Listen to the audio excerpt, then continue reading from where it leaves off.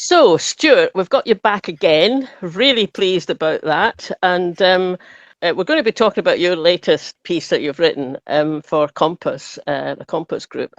And I was thinking about when you've been on before. First time we had you on, it was about an earlier paper you wrote for them, the one that was called The Temper Trap.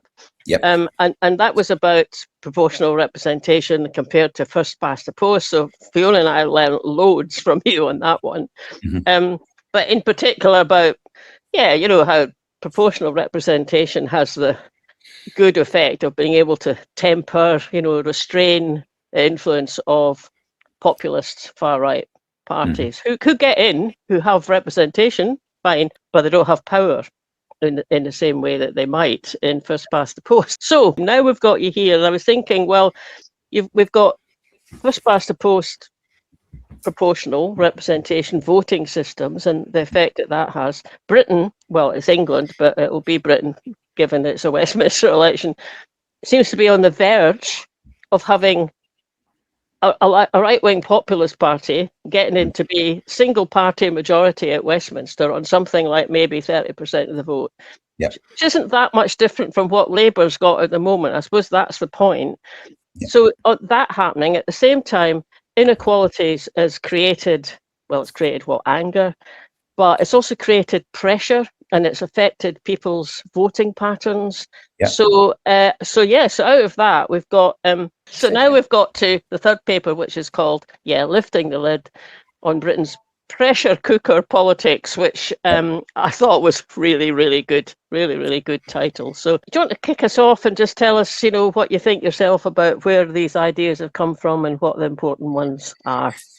Yeah, so I think, and what I'm hoping with this, and I'm in the process, early stages of trying to turn this into a book, is that there's a very clear link. Although I say clear, it's clear in terms of the data that lines up just exactly as you summarised there, Marlene.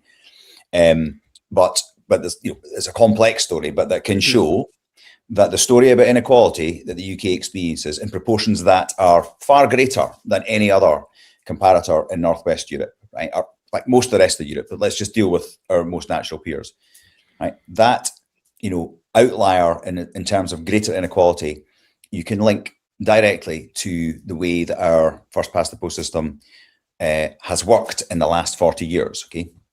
So it's not forever. The first past the post has been around for a long time.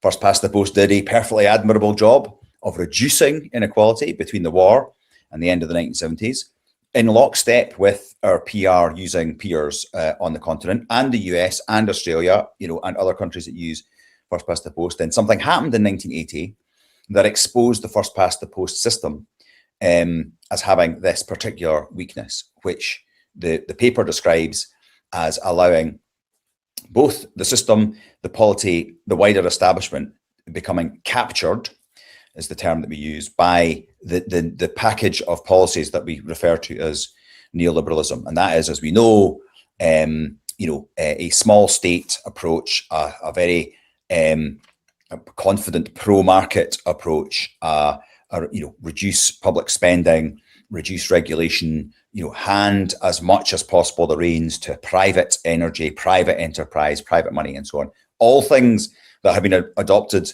and have been successful across all of the Western world, including the countries that use PR, but that have been, I would say, disastrous in some senses for countries that use first past the post, not least the US with Trump, and us, as you trailed there, on the verge of potentially voting in Nigel Farage and his populist right party. These outcomes are linked to inequality and are a result of that process with the electoral system in the neoliberal era.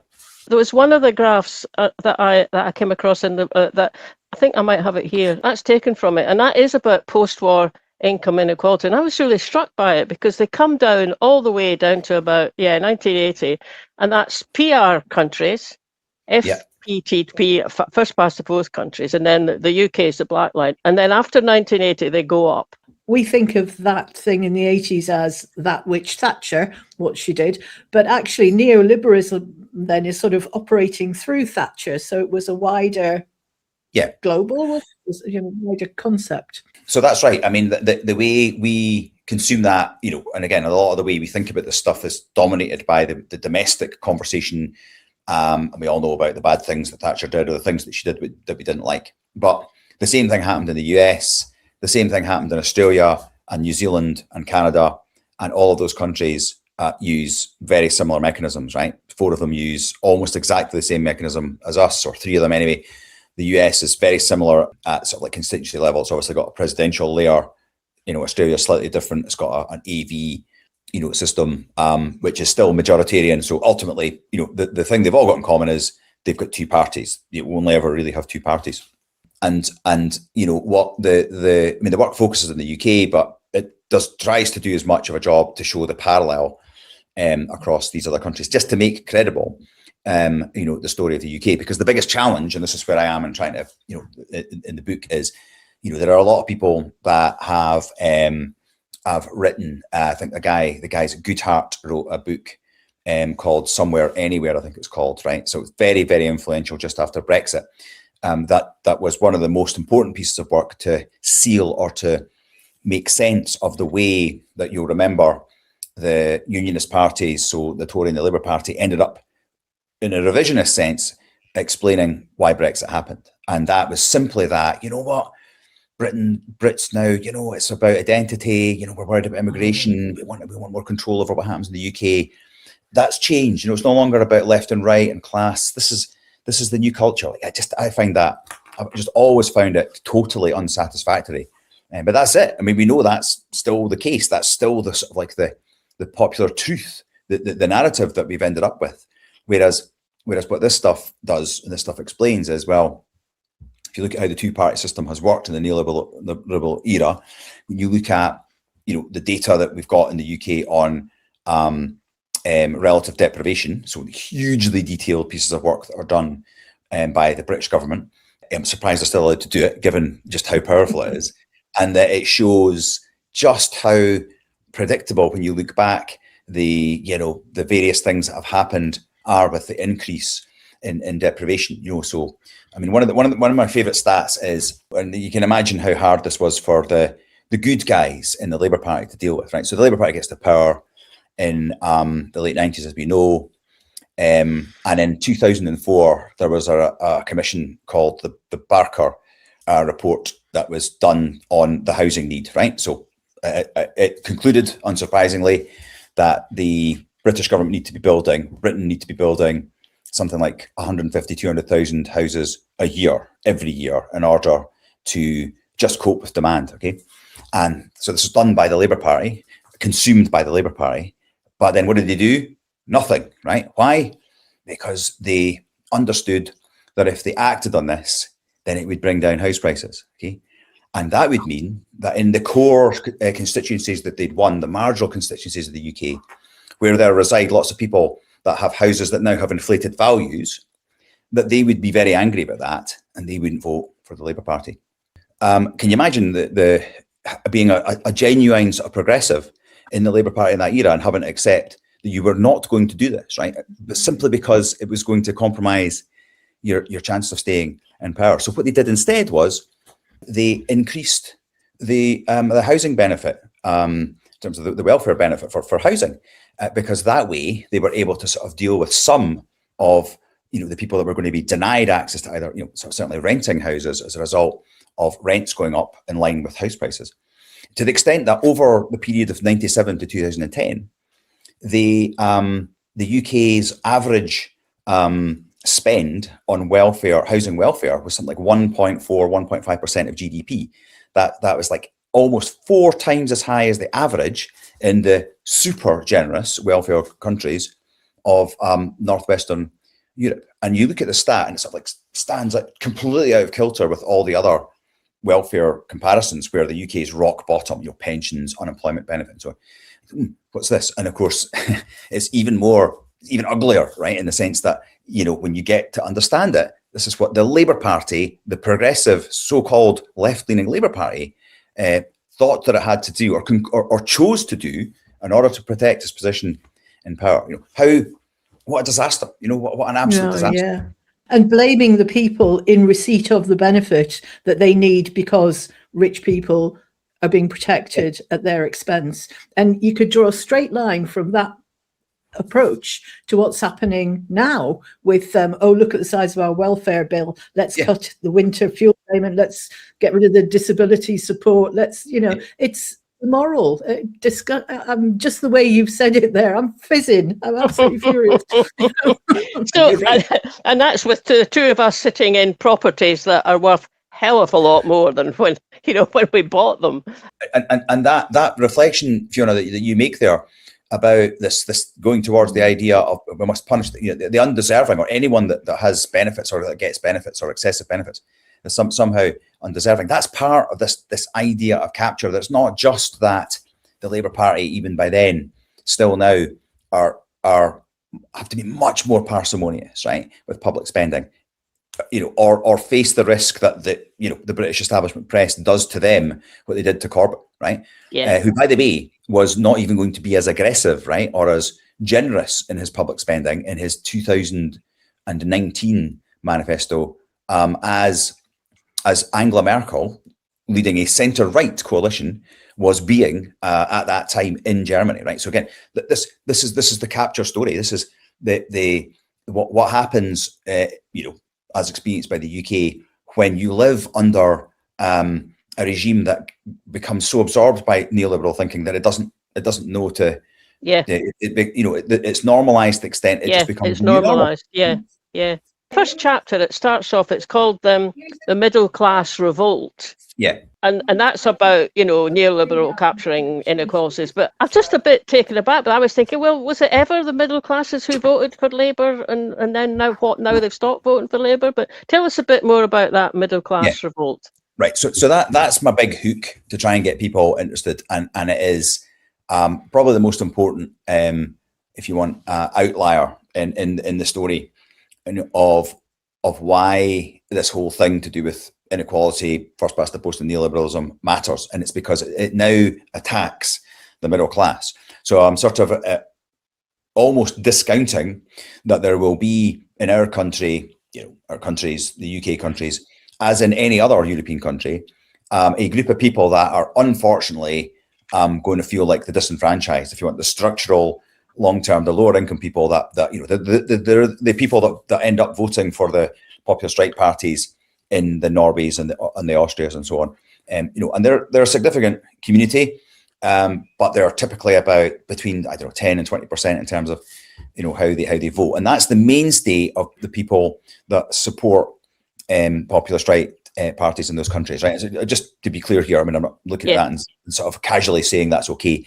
That's the challenge, right? For countries where there is going to be any level of inequality, you're going to have that. We all have to drive towards that, and that's the case in the UK as well. However, the big differentiator is that something like it's getting on towards the majority of people that are lining up to vote for reform are not from that community. They are not the lower income, disenfranchised, the sort of like the older white male that lives outside the metropoles and so on. They are now, right, literally millions of them, people that we would otherwise consider to be conventional middle class people, right? People that live in Middle England, so the shires, the rural areas of the East Anglia, the East Midlands, the South East and South West, that have been voting for the Conservative Party all their lives, that voted for the Conservative Party throughout the Blair years, that have voted for the Tories or returned Tory MPs all the way back to the Second World War, right? These seats are now the ones that are the really key ones in turning to Farage. They are the same seats and the same areas that voted most aggressively for Brexit. They were where the strongest concentrations of the Brexit vote were. And that's another thing the paper draws out. It links, it said, we had a signal. We saw this coming. We could have seen this coming. You could have mapped the Brexit vote to where the hotspots were for Vote Leave and looked at the relative deprivation stats, and you would have seen an overwhelming correlation. But we didn't, because we're captured by neoliberalism, and we said, no, it's culture, it's Europe. We don't like Europe, and we don't like immigrants, blah, blah, right? Here we are now with this phenomenon about to happen. And the reason that Farage, and you're right when you said at the top there that, on the brink of potentially winning power with something like the same amount of votes as Labour.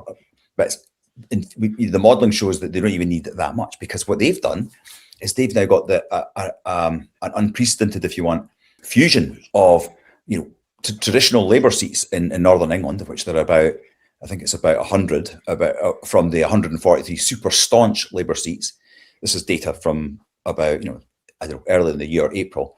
100 of those lining up to vote and return a Reform MP.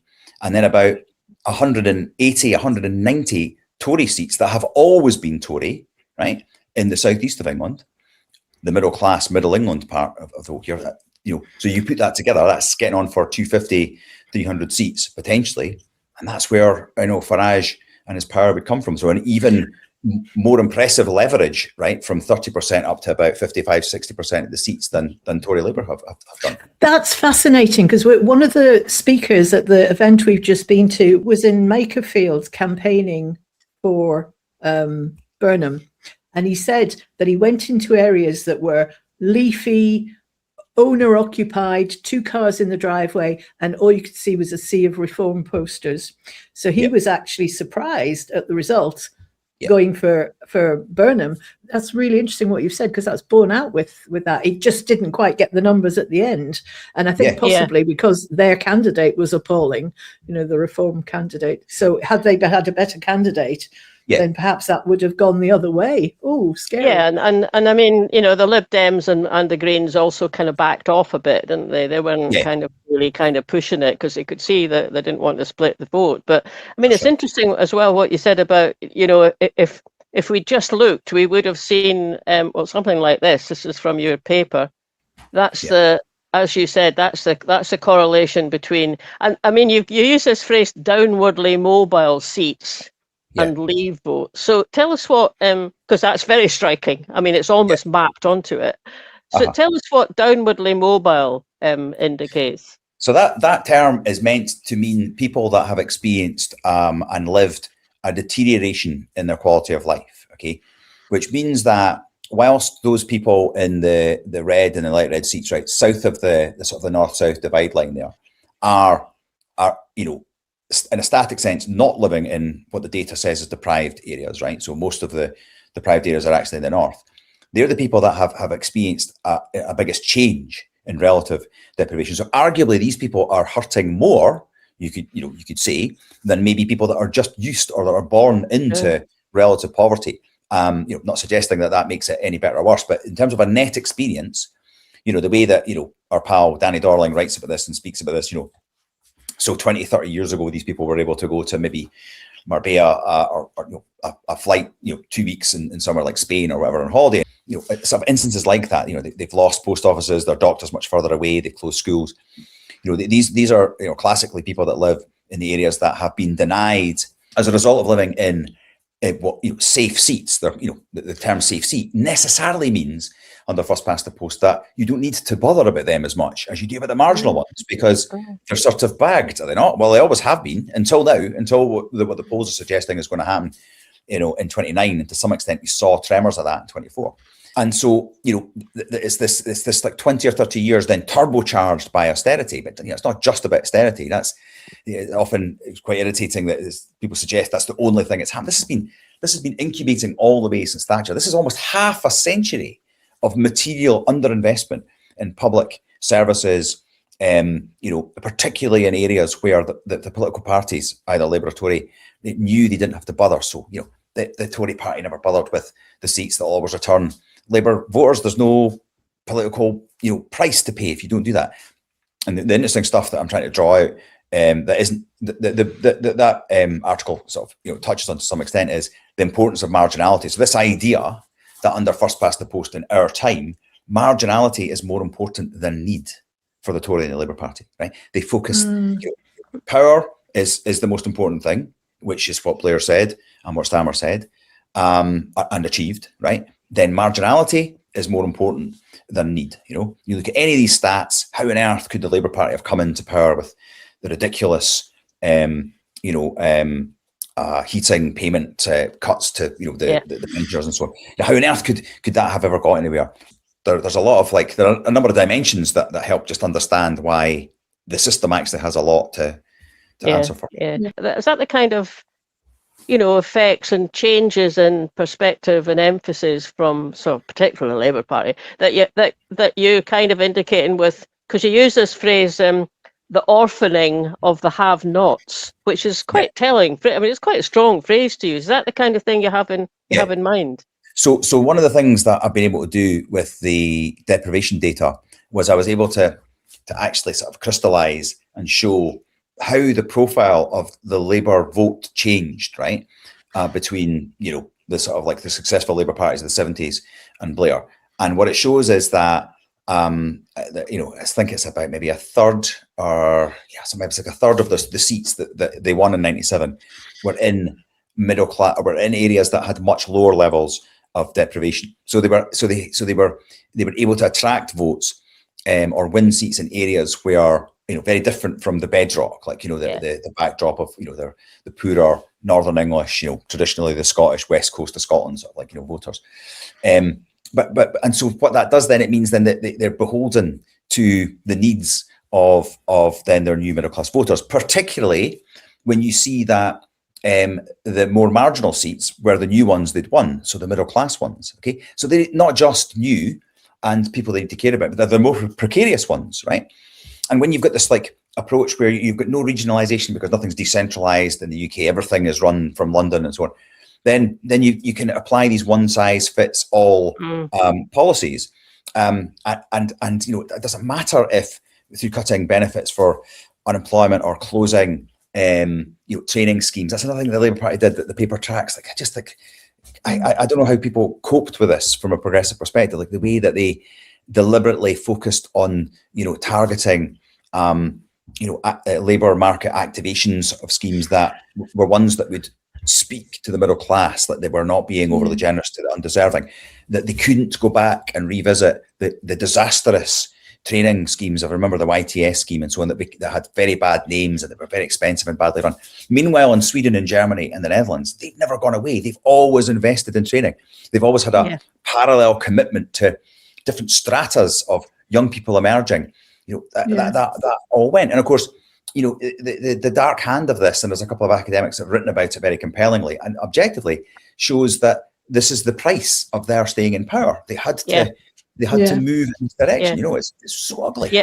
What you've just described there, I was really kind of struck by this graph that's in the paper, because like all the black columns are PR countries. Yeah. And then the other ones, blue or red, depending on whether it's Tory or Labour in power, is the amount of investment in, and as you've been, these kind of active pro-Labour programmes to get people into work, or training programmes. And I mean, I looked at that and went, wow, look at the difference between those. I mean, it's stunning, isn't it?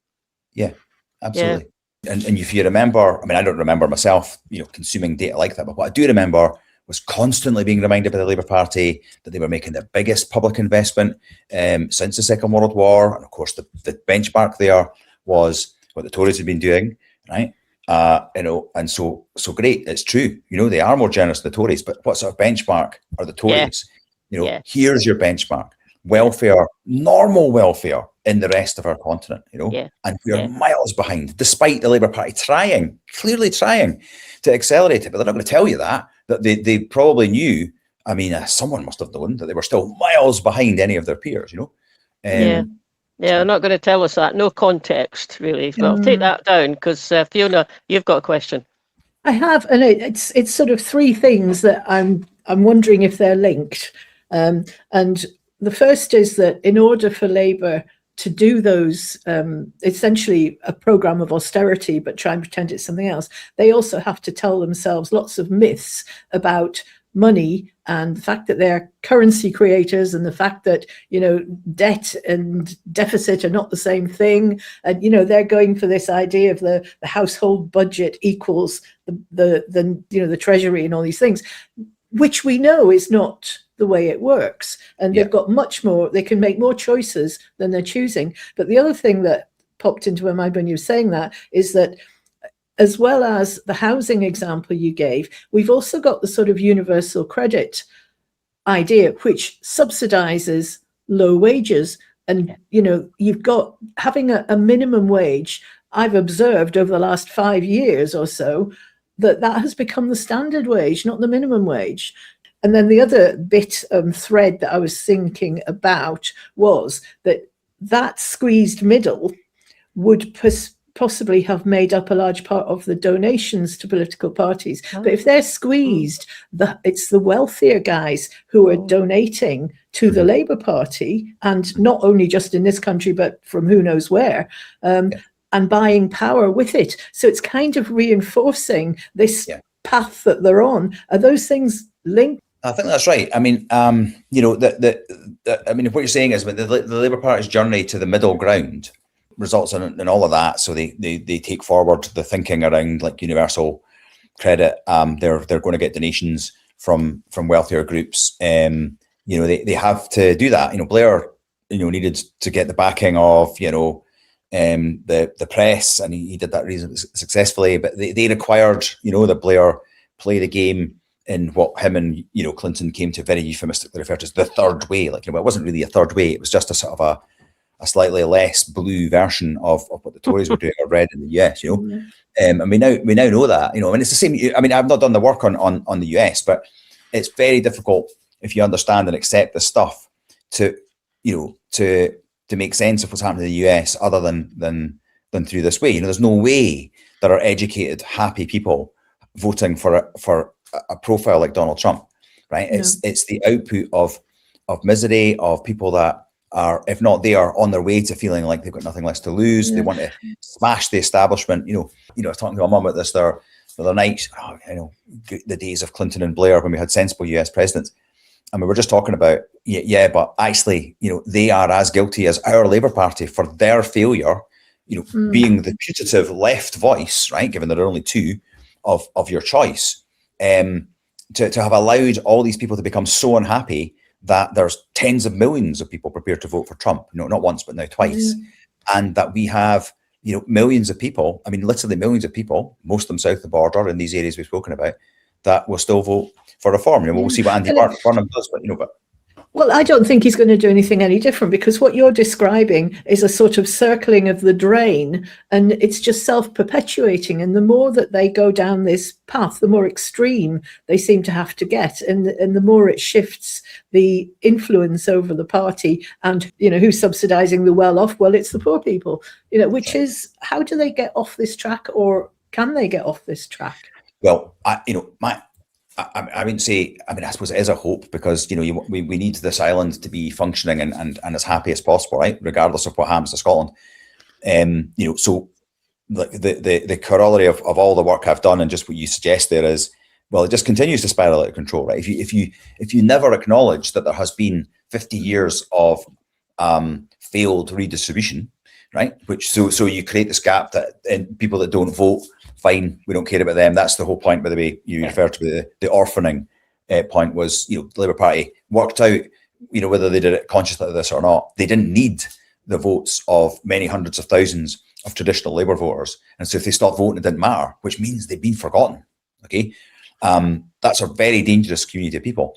But even more dangerous are, you know, the Middle England Tory voters that are feeling the same consequences at their level, right? But have voted with their feet, first with Brexit and now what they're threatening with reform. You know, so that's you know, if we don't change how the system works, and we can never acknowledge or say a word like redistribution that, you know, gets parked in mad lefty sort of, you know, pigeonhole over here. Meanwhile, it's normal everywhere else in Western Europe.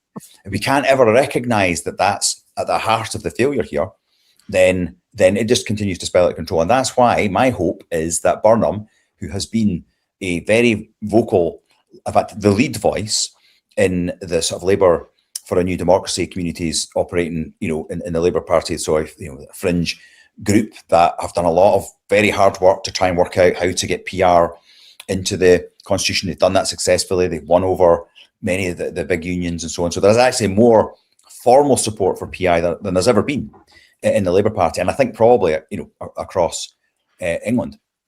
Their champion has been Burnham. He said he's still pro-PR. I think he's ruled it out for this Parliament. He did that maybe about a year ago. So he's assuming he's going to win again, and yet he's leaving a system in place that's going to make it less likely that they'll win again.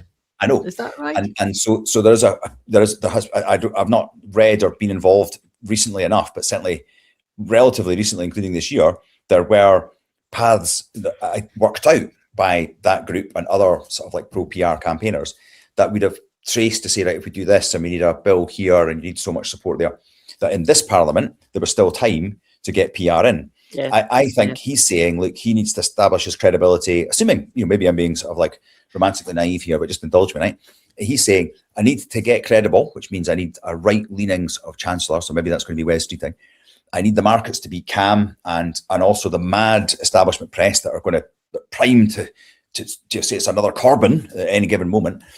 Get past that, get PR into the manifesto, win another election, and there, right, it would be your chance to get there. That's some job, okay? That's some path, but that is your best hope, which brings us back to Scotland, where, we say, we're off. So we should, okay, so how are things been different in Scotland? Obviously it is different in Scotland, but not completely different. I mean, we've got 20% of the Scots who vote, as we know now, for reform because they've just done it. But at least we've got a proportional system where that's not going to give them power.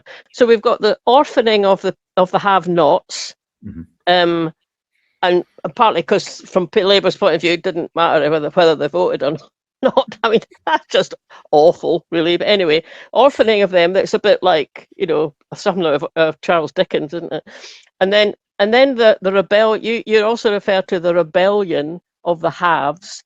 And I think that's just interesting because it's one thing, like if you're low-income family and in a deprived situation and you've never got out of that will create frustration, that could create anger, especially when you see other folk who are, got a lot of money. So there's that kind of like being deprived and not having been upwardly mobile. But then the other people who have achieved some measure of affluence, or at least they're doing okay, they see themselves losing that and becoming, relatively speaking, downwardly mobile. Of course, that's also going to create resentment and anger. And I that was a new one to me. I hadn't actually had that presented as an influence in this thing. So basically, now we've got to those two things. I mean, other stuff as well, but those two things on top of first past the post, you get that release it, that creates pressure and then releases it, and people are voting, people are going to reform. That's it, exactly. And the real power for Farage is these two communities that never have been able to be, no one's managed to woo them both at the same time. The Tory and the Labour Party have always traded off their own backdrops and then they've fought over the marginals. This has always been the case. But before neoliberalism came along, before the marginal seats were dominated by people that had houses that had become so important to their financial well-being in the long term, right? That political parties are too scared to threaten the value of the houses because it will threaten whether they vote for them. So that's it. So what Farage has managed to do is marry up, communities from both of these camps, which actually means that the ceiling on what he can do is pretty high. I mean, we've seen already polls that have said he could get a single party majority. But he doesn't need that. He'll get into bed with the Tories, who were already, as you will remember from the temper trap, Europe's most populist party, or more radical than any of the populist parties had been able to be in their respective governments when they got to power. So this idea that somehow they're tempered by the Tories. I mean, look, what happened in Canada was that their Reform Party, which was the emergence of their super right-wing party, ended up gobbling up their old Tory party that had been, the legacy from the English Tory party. And then the settled state became Reform on the right. Okay? That's what I think is going to happen. People keep saying, two-party politics, that's done, Well, it is in the short term, but all history shows that over 200 years of first past the post is that the steady state, the end state is two parties, one way or another. And so, as most extreme for us, that's going to be the Greens versus Reform, although the Greens are not nearly as far away from the centre in the European sense as Reform are. There's another dimension, I think, which is that whole social media, right-wing press, communications and narrative spinning, because what has seemed to me to keep Reform vote a lid on it has been people's distaste for their racism and the narrative and the blaming of other communities. Are you thinking that you said there's quite a long way they can go? Is that because we're going to it's going to be normalized and we're going to become used to that as being an acceptable narrative, or is that still going to be able to keep a lid on it a bit?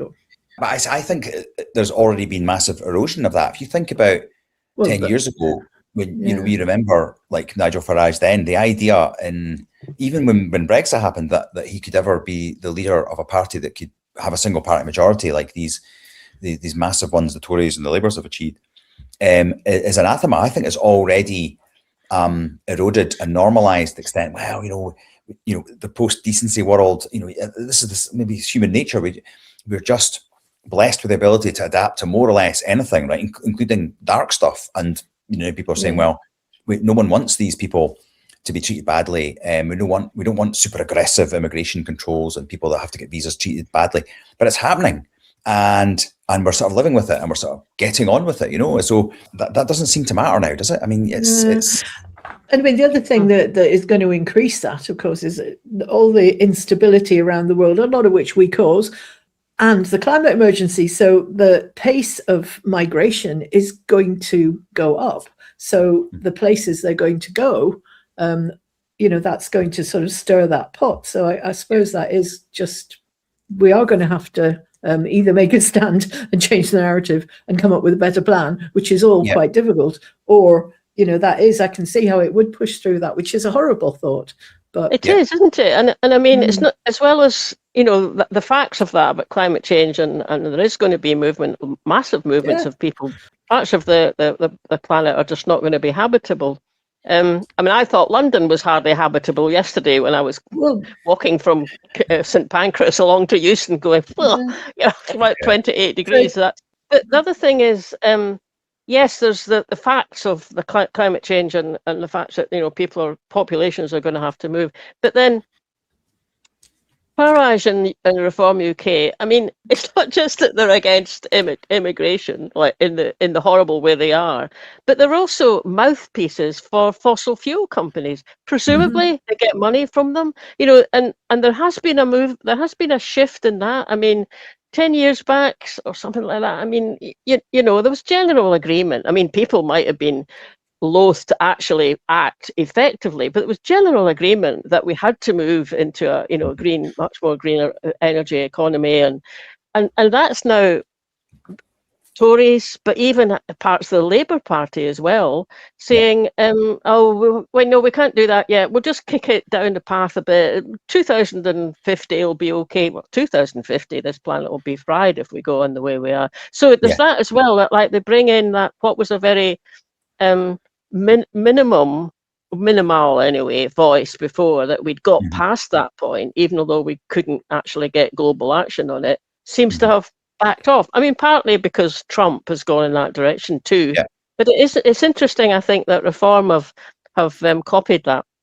Yeah, well, that's right. And I link that to this work sort of explains that to some extent, because the measure or the extent of frustration, just how unhappy people are seems to be stronger in the US and in the UK, if you accept Trump and you accept what's going to happen or what is happening with Reform.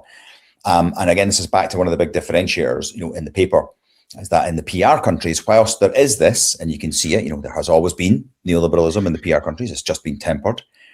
There has always been, people that don't want immigrants in these countries. There's always been strands of like fanatical nationalism, as we know.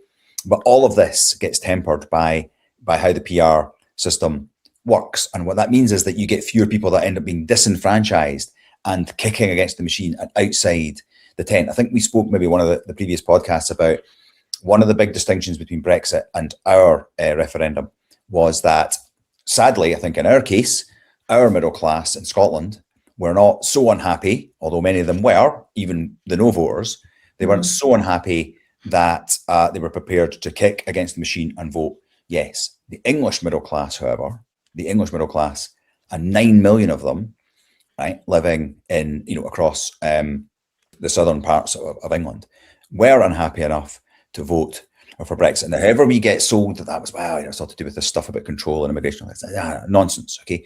The middle class does not vote against the establishment if it's happy, okay? Would be what the data tells you, right? Over the many decades of referenda and things like that.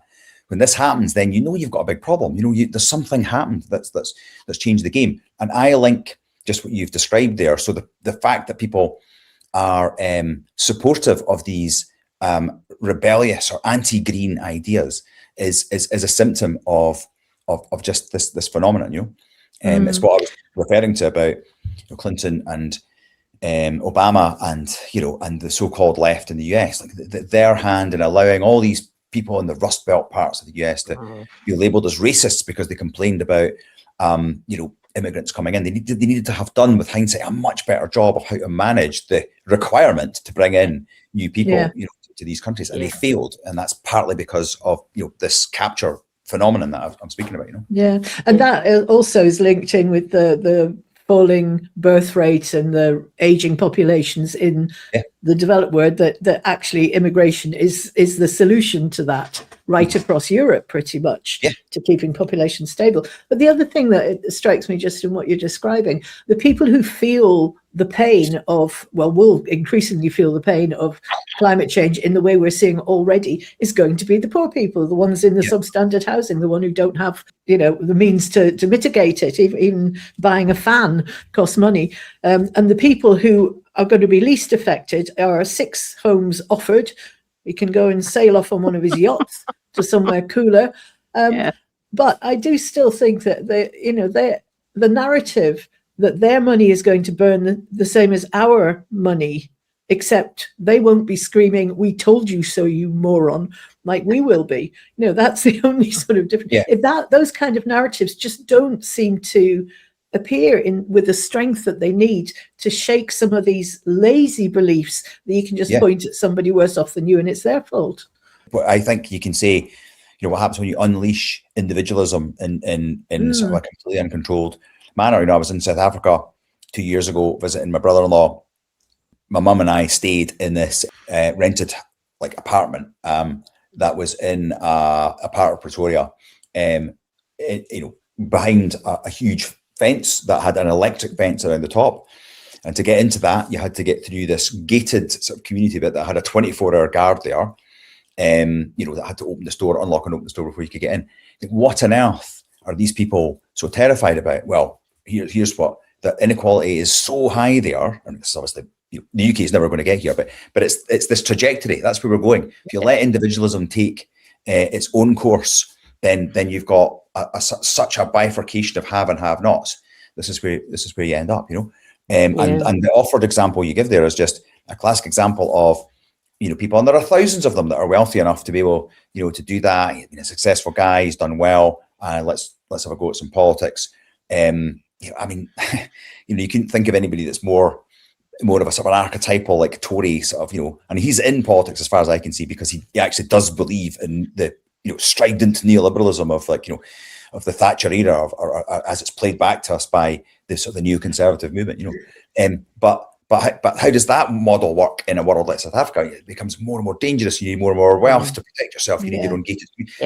So it's the road to hell. We need not to have lost sight of the importance of certain things collective. So if we move on to thinking about Scotland now, we've just had an election. I forget what the actual percentage of votes Reform UK, if we think about just a list vote, but it seemed to me it was about equivalent to what populist right-wing parties get in Europe, 20-25%, something like that.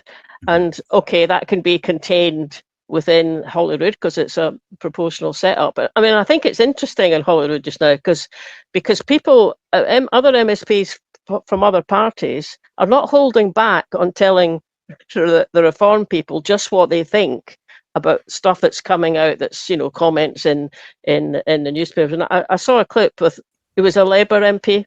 Oh, right. And he was furious. You could see him, he was furious, and he was having Daniel Johnson. Yes, that's right. And he was having a go at Kerr and offered about the language that had been used that then kicks off and you end up with the kind of thing that happened in Northern Ireland, but maybe also what happened in Edinburgh a few days ago. So, I mean, and he was furious, actually. I thought, well, good on you, mate, because that's the kind of thing it needs doing. So anyway, we've had this election. Wherever we are, we're probably maybe not at the same stage as the reform support has got down south, but are we still on that trajectory? Well, I don't think so, because we don't have such a big community of middle class people that have ended up being sort of disenfranchised or feeling disenfranchised, right? I say I haven't actually done a huge amount of work into the space, but if you say there is a community like that in Scotland today, then it would be maybe some of the people that maybe, I don't know, that work for the state in Scotland, that we'd map to maybe that middle England sort of segment there that are unhappy, but they would vote for the SNP, because that's another thing that we've got here, I suppose, that however you conceive of why anybody would be a supporter of independence, well, there are lots of different reasons, and some might be linked to, you know what, I'm blaming the UK for this, I want out, I want to vote for independence. And the character of that option there isn't characterized by these classically populist right phenomena, because and this is where, again, I wrote a paper on this for Commonweal. The hidden inefficiency in the Scottish system, it isn't just the constitutional question, right, which can't be answered, and neither side can give, it would appear, right, on that. There's another one, and that's that because of the neoliberal capture in the UK, the British parties are not able to offer conventional progressive solutions to the Scottish people, right? So there'd be one in particular that would ordinarily do that, right? If it was a real centre-left party, it would be the Labour Party, But they can't, because if they do that, then their English colleagues down the road go, wait a minute, what's going up there? We can't have this generosity in Scotland. We'll be asked for the same down here, and then the middle class won't vote for us. Or the other way around, that the establishment press sees the Labour Party being profligate with respect to the undeserving in Scotland, and says, look at the Labour Party, just what we always suspected, loose with the public purse, so they won't do it. Now, they have echoed, or they've mirrored some of the SNP policies, right?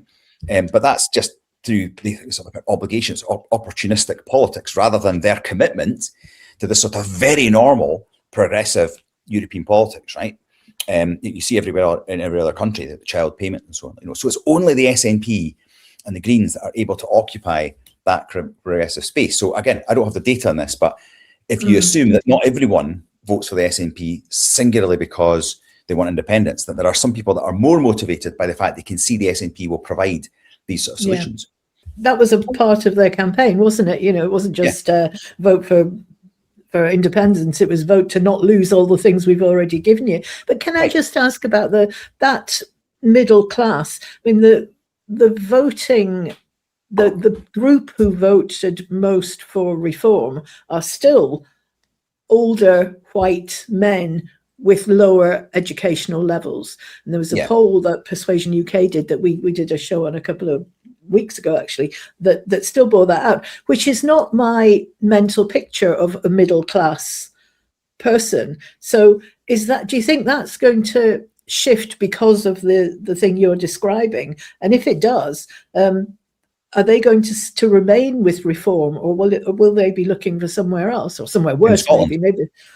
I suppose I don't have a handle on the exact profile, but certainly, the community I'm talking about, the middle class voters, they're not obviously, when you look at how the deprivation stats break down, the very wealthier English shire seats consistently vote Tory. They're the much less deprived, and they would have also been Tories that voted Remain, right? Again, there's a link between happiness and voting for Remain. But again, England is just, as you know, much deeper and richer in lots of ways, much bigger population, but it has a much bigger bank of Tory voters, and that's the big problem is in this, right? So, if from a data perspective, how useful they are, because, if they start getting upset, then this sort of data, it's quite easy to interpret what's going on. And it's just what happens, again, Darling being the daddy of this sort of stuff, when you lose control of inequality, it eats from the bottom up, right? It's happening. Now, what's interesting about Scotland is, and again, I just haven't found the data on this, so I mean, I can't go beyond what I understand, but there seems to be two communities of reform voters here. There's like the Northeast, right, where interests are different. So fishing, perceptions about that in the EU, the oil industry, their own sort of like, sort of identity being different from the Central Belt. And they're wealthier. So they're not like, if you want, the poorer areas of, That's true. And farmers as well. I've got a slide that came from that saying that actually you might find interesting in that it was the top issues for people. These are the Scottish results, and it was per party what the top issues were. So just the top couple of them. So all Scottish voters, the single most important issue they said was cost of living, followed by NHS, followed by immigration. SNP was cost of living, EU, and then the Constitution. Labour was NHS, cost of living, education. Reform, number one, immigration, asylum, and then the cost of living, which sort of ties in with what you're saying. And then the future of the North Sea, which again brings in that fossil fuel thing. And they were the first ones out of that lot who actually say something about tax. So again, they don't want to pay tax, but they don't want to lose their whatever they've got. And then the Conservatives were very, very similar to Reform. The only difference was the order in which two of them came. So they were NHS first, then cost of living, then the future of the North Sea, then immigration, and then tax. So there is an interesting kind of read across that. There is, isn't there? Although it's kind of, I mean, I can see what your other kind of data that's in that paper. It's like you can see there's a big shift from Tory voters over to be now being Reform voters. And I was also thinking, the thing is, when it's first past the post, it's a small percentage of swing voters who decide these things. I mean, you're used to, kind of watch the results coming in. I think, how can someone vote Tory one election and then they sport voting Labour another? And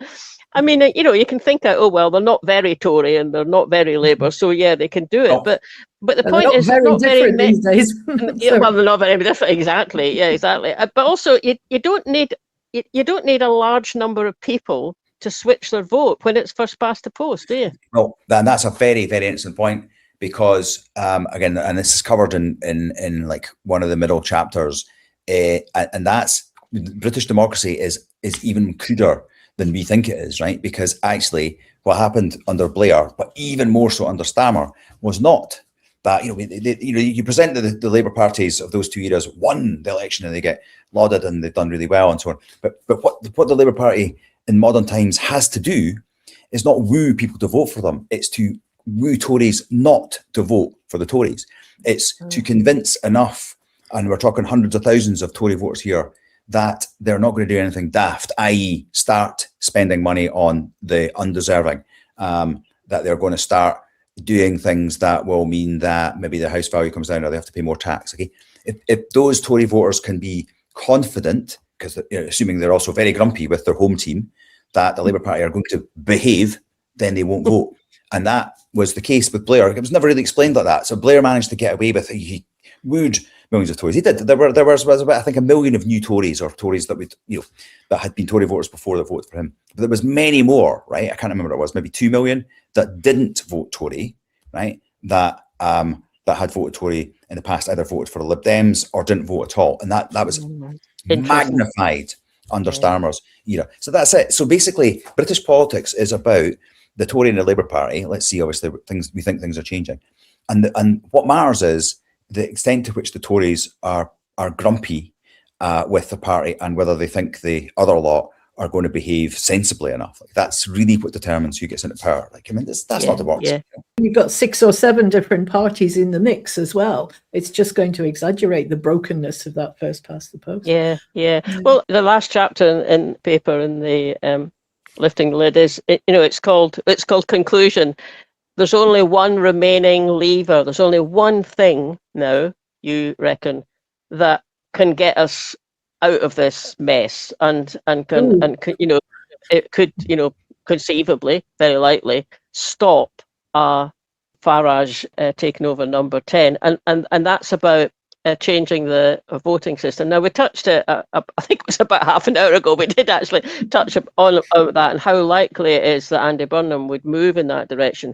But just to finish off, because that's the strong conclusion, isn't it? If we don't change the voting system, for Westminster, but hopefully also for English local authority councils, I mean, all over, I mean, that as well, then we're marching down that road to hell, as it were. So do you want to say just something about that, just to finish things off? Yeah, well, that's it, and so you have to hope that that's what Burnham is able to do. I mean, he's going to be Prime Minister. He's going to have to convince his political opponents that he's not going to be reckless, right? Or he'll fail very quickly. But somehow he has to shoehorn in this thing that's going to absolutely fundamentally destabilise the old English establishment that is the bedrock, right? The part of the UK south of the Trent that has run the show and set the tone of everything for the last 200 or 300 years. And they're going to understand that. So there's going to be an enormous fight to stop that. It will make Brexit look like, a storm in a teacup, and this is why people at Rees-Mogg are coming out with these ditties. Burnham's really dangerous. And there's a few people I think understand this. That's what we're talking about. If you pull the rug from, the establishment party, right, let's face it, it's the Tories, right? I mean, the Labour Party have had to move there. Farage is trading in that space, right? He knows he has to. If you pull the rug from them by removing, the first past the post weirdness, then it changes everything, and so for that reason, I think it's very hard to imagine that he gets there. But there's no one else of his credibility, right, that has emerged and that has been as resolutely committed to this as Burnham. So good luck. Yeah, but that was in a different role, wasn't it? And I mean, already he has said he was going to tear up the Barnett formula. He's U-turned on that. I mean, at what point does a U-turn and U-turn become just a spin? That seems to be where he is. And it seems to me that he's literally adopting exactly the same track as Starmer, but just with slightly more personality, which is of no use to anybody. I don't see him taking on that first past the post thing. And I think as a result of him, and I will personally blame him for it, we are going to end up with Farage, I think, because of the voting system, because they won't tackle it. Maybe we should lead by example and change the Scottish one to be, although it's working to our advantage, we're slightly guilty of this as well. The Welsh have moved forward to a more proportional one. Maybe we should do that as well. Yeah, maybe we should. I think that's not a bad idea. I mean, the one that we've got doesn't really work as well as it should. It's partially proportional, as we know. But yeah, I mean, it really is high stakes, I think. And say if Burnham fails, that's the end of the Labour Party, and so one way or another, something's going to change, which means for Scotland, we'll get an opportunity to do something. Exactly. Well, that's and it's a shame it's going to take something that'll destroy huge parts of the island, but them's the breaks, I suppose. Yeah. Great. Well, look, that's just been fascinating. Absolutely fascinating. I'm going to go and listen to it all again and just sort of make sure think it through and read the paper as well. I'll put the link to your paper in the notes because I'm sure people will want to delve into this. Definitely. They can go with. Okay. No, well, listen, thank you very much for having me. I'm always delighted to come and speak. So, great stuff, and hopefully speak soon. So, smashing. Okay, thanks for coming. Thanks for listening, everybody. I hope you enjoyed that. If you want to make sure you're following us and subscribe to us, then you get notified every time we put something new out so you don't miss anything. That would be great. Also, you can click the little bell if you're watching on YouTube. And sign up for our mailing list. You can do that from the website, and we always send one out at the beginning of each month to tell you what's happening. Last but not least, you can buy us a coffee on coffee.com.